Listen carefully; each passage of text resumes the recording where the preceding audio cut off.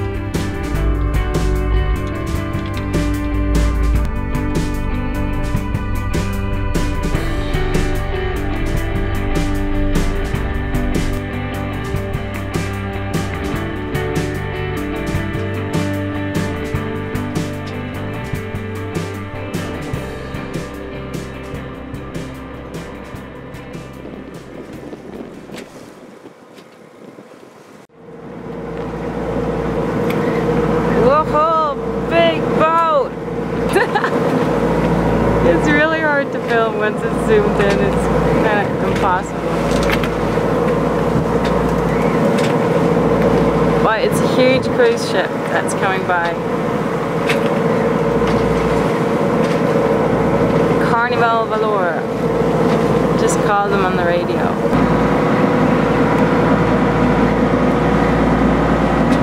I usually just call anyone on the radio that goes into my CPA alarm on my AIS, and I just call them and I tell them my position towards them and my course and my speed, and just ask them if they can see my running lights, and you know, just to make sure they know where I am, and just makes me sleep a little bit better. Well, the wind is down completely, and on the nose. If it was stronger, it would be on the nose anyway, so motoring along through the night. Beautiful starry night though. But yeah, sea state is rather low, which is good because we have wind against current.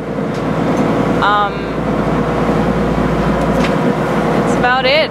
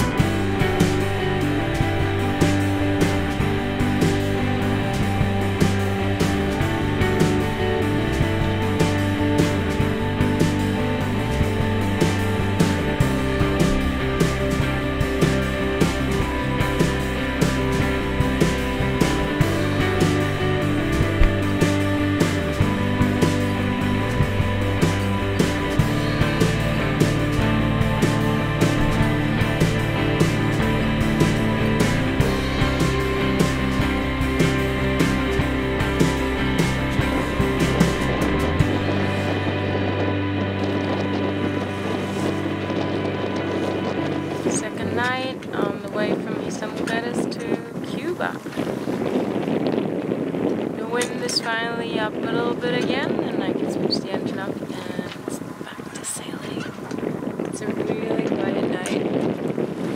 It's not a lot of wind, but just enough.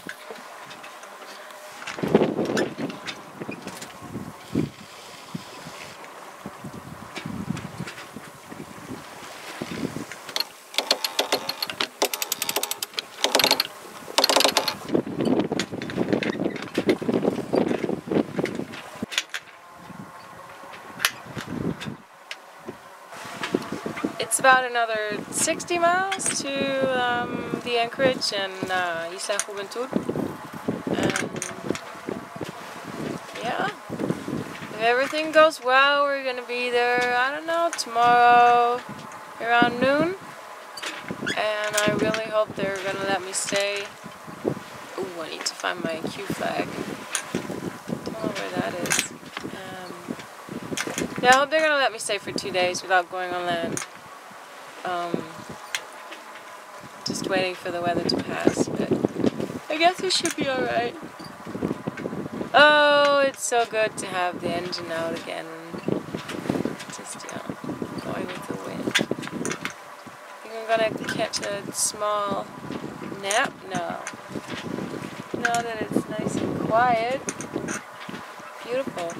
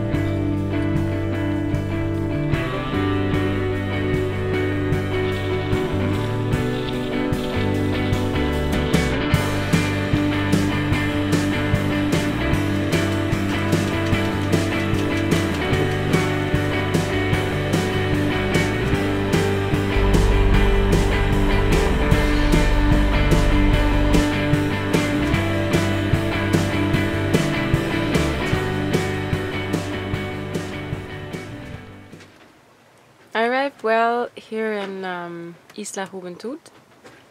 I actually forgot the name of the anchorage.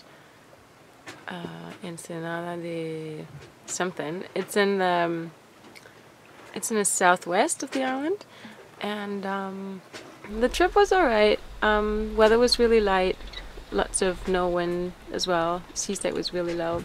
I had to motor sail quite a bit, but at least I made it safely because there's going to be a bit of weather going on for the next days, and it's only like 20 knots, but it's going to be directly on my nose if I'd carried on further to Cayo Largo.